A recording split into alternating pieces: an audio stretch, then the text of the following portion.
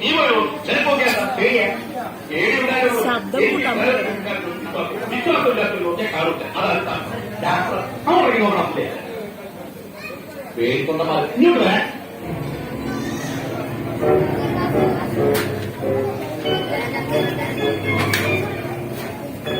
എവിടെ എവിടെ കണ്ടോണാ ഞങ്ങളോട് ഒറ്റ സ്വപ്നമായി മനുഷ്യരെ ഇവിടെ കിടക്കാൻ പേടിയോട് ഇങ്ങനെയുള്ള പേടിക്കൊണ്ട പലത അതിനെന്താ കൂട്ടി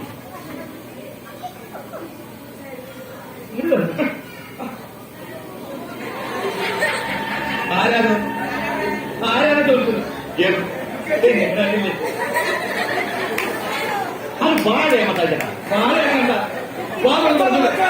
മനസ്സിൽ എന്ത് ചോദിക്കുന്നത് നീ വന്നേ ഓരോരോ പിച്ചും പെയ്യുമ്പോൾ അതേക്കുള്ള ബാക്കിയുള്ള ഓട്ടങ്ങളെ നീ വന്നേ നീ വരാ ഇതേ ഓരോന്നൊക്കെ ഇങ്ങനെ ആലോചിച്ച് കിടന്നിട്ട് ഉണ്ടാക്കി നോക്കണം അല്ലാതെ പ്രേതം ഒരു നന്നാക്കട്ടെ അന്ന് നീ മാംഗ്ലൂർ വെച്ച് അവളാണെന്ന് പറഞ്ഞൊരു പട്ടാളിപ്പത്തിന്റെ തുണി പൊക്കി നോക്കി അടികൊണ്ട് പിരിഞ്ഞില്ലേ അത് എന്താക്കിയ അപ്പൊ ഇവിടെ നിന്ന് പാല് കിടച്ചത് നോക്കാൻ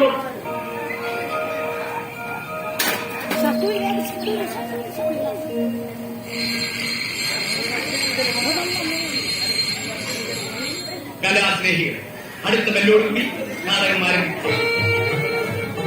ഉർവശിദ്യയുടെ അഭിമാന പുരസരം കാഴ്ചവെക്കുന്നു.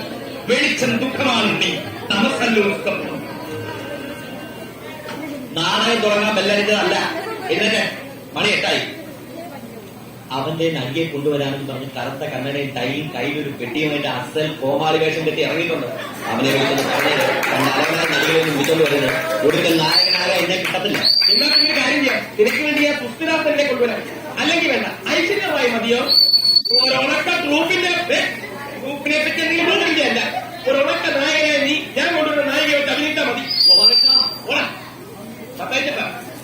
ഒന്നിങ്ങനെ നോക്കി ഒരു പെണ്ണുണ്ട്, അങ്കരി പൊക്ക, മെലിഞ്ഞ ശരീരം, നല്ല വെളുത്തത്, നീണ്ട മൂക്ക്, മനോഹരമായ കണ്ണുകൾ, ഇത്രയും മുടിയും അസലായ പാടും ഡാൻസി അഭിനയം.